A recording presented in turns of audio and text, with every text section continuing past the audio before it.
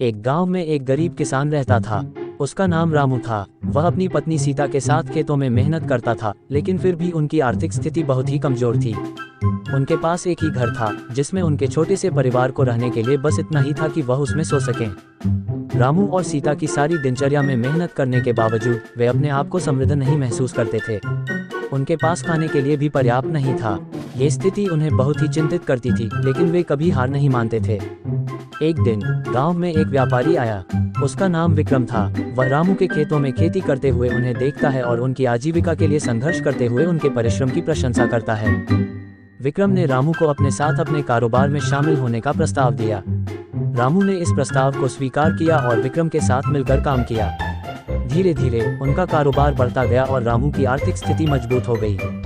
लेकिन इस गांव में श्याम सिंह नाम का एक व्यापारी रहता था। वह रामू से बहुत जलता था। वह नहीं चाहता था कि वह विक्रम के साथ काम करे। वह चाहता था कि वह उसके साथ काम करे, लेकिन रामू श्याम सिंह के साथ काम करना नहीं चाहता। यही बात श्याम सिंह को अच्छी नहीं लगी और उसने ठान ली कि वह रामू को बर्बाद करके रहेगा। उसने रामू को तंग करने के लिए कई उपाय सोचा, लेकिन सब व्यर्थ रहा।